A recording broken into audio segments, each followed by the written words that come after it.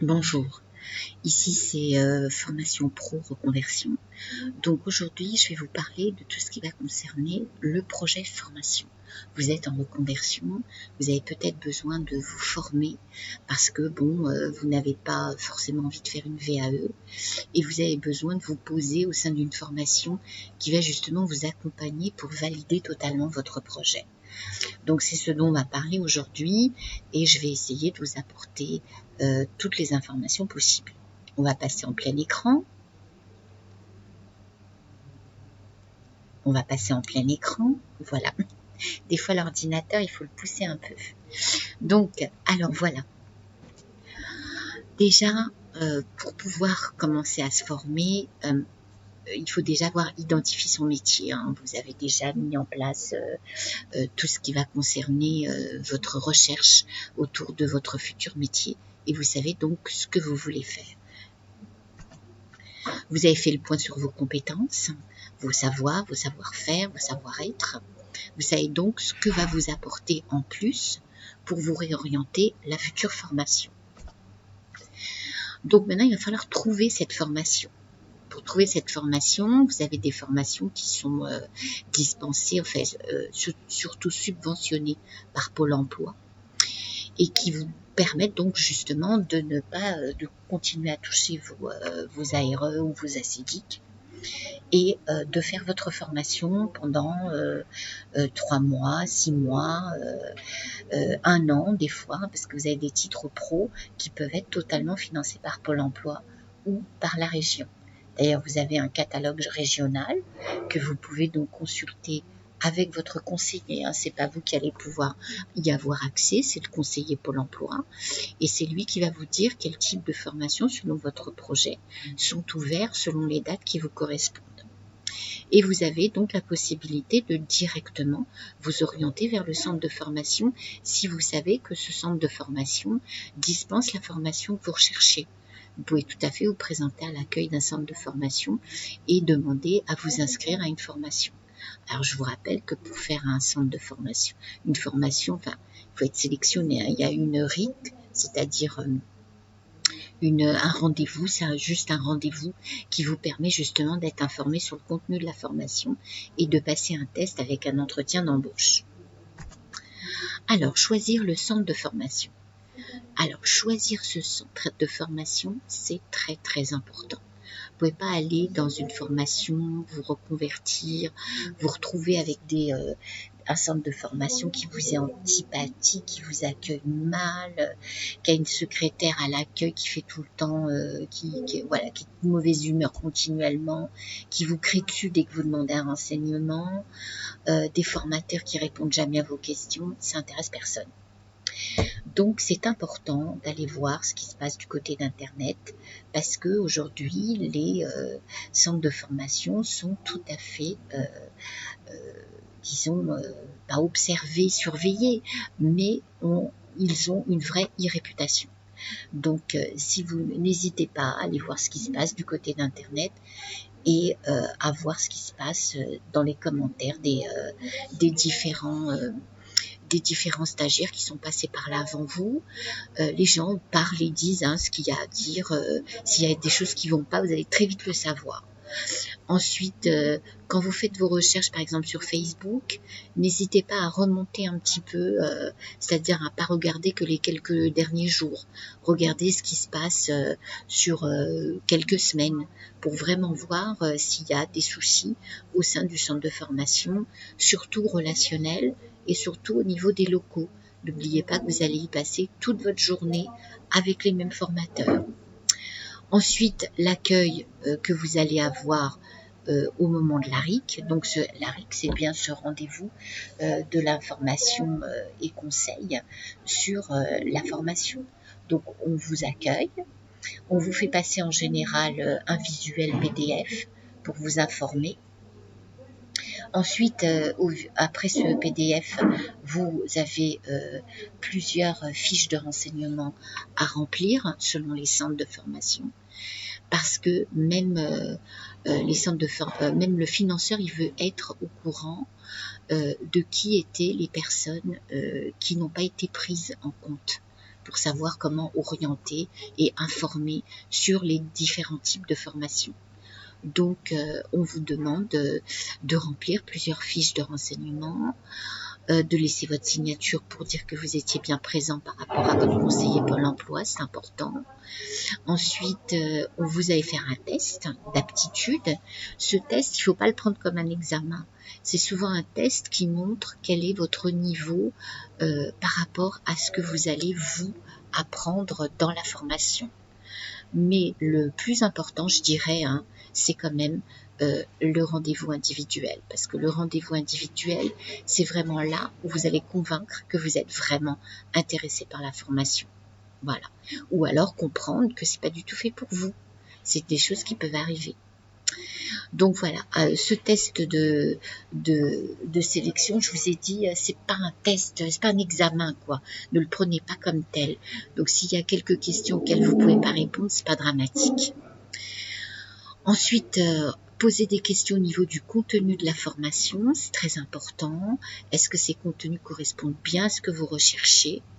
Il y a peut-être des choses qui ne vous correspondent pas forcément, mais essayez de voir, de peser le pour et le contre, parce que des fois, dans une formation, on ne s'est pas tout de suite rendu compte qu'il fallait obtenir certaines compétences, et quelquefois, on se croit pas du tout dans la bonne formation alors qu'on y est. Donc, renseignez-vous d'une façon un peu plus approfondie et n'hésitez pas à bien écouter les réponses que vous donne le formateur. Ensuite, vérifiez s'il y a bien un suivi du groupe et individuel. Souvent, les formateurs, ils ont beaucoup de choses à faire. Ils n'ont pas toujours le temps de faire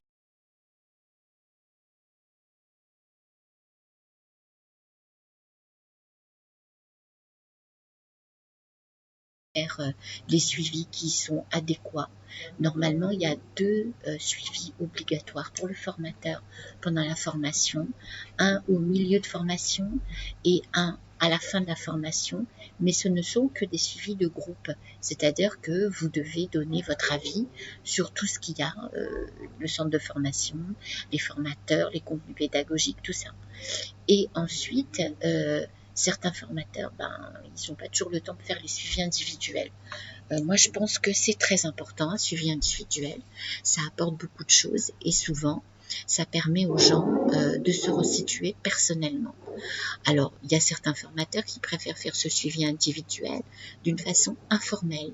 C'est-à-dire qu'il n'y a pas de rendez-vous qui est mis en place, il n'y a pas de temps qui est bloqué pendant la formation, mais pendant les temps informels, les pauses ou l'heure du midi, on parle beaucoup. Il y a certains formateurs qui fonctionnent comme ça, pourquoi pas?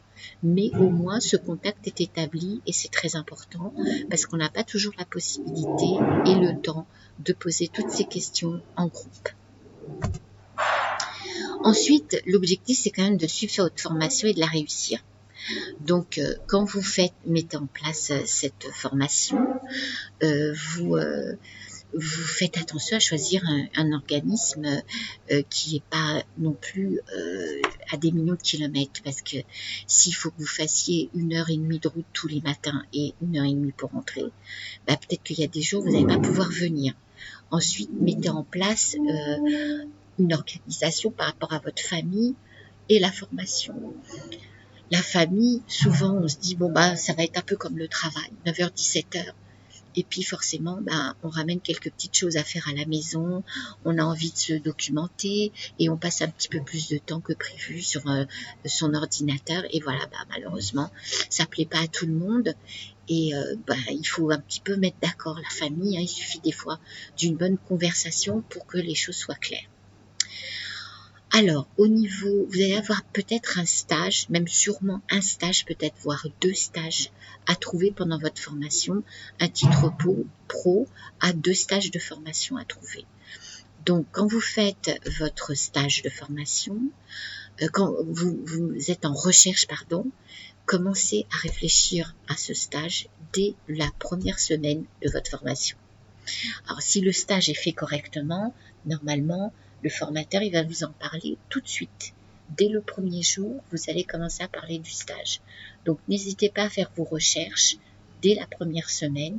Et recherche, évidemment, ça veut dire quoi? Ça veut dire avoir un CV, Donc, vous avez déjà commencé à adapter votre CV à votre nouveau métier à travers cette formation et votre pitch professionnel. Voilà. Ensuite, posez des questions et renseignez-vous sur tout ce qui est évaluation finale. Vous n'avez pas toujours une évaluation finale. Des fois, elle se résume à un travail final à exposer à l'oral, mais des fois, c'est une évaluation avec un jury. Donc, posez vos questions et sachez exactement quelle va être la finalité de votre évaluation. Et ensuite, renseignez-vous sur tout ce qui est recherche d'emploi. Est-ce que le centre de formation peut vous aider à vous placer dans certaines entreprises? Aujourd'hui, vous savez que la qualité formation exige de plus en plus ce placement en entreprise. Donc, le centre de formation est censé avoir un réseau. Maintenant, peut-être que si la formation vient de lui être attribuée, le réseau n'est pas tout à fait constitué. Mais n'hésitez pas à solliciter le centre de formation pour au moins avoir des renseignements sur les entreprises locales. Alors, il y a une chose qui est importante, c'est préparer son CV et son premier entretien d'embauche. Vous avez donc tout loisir de le faire pendant la formation.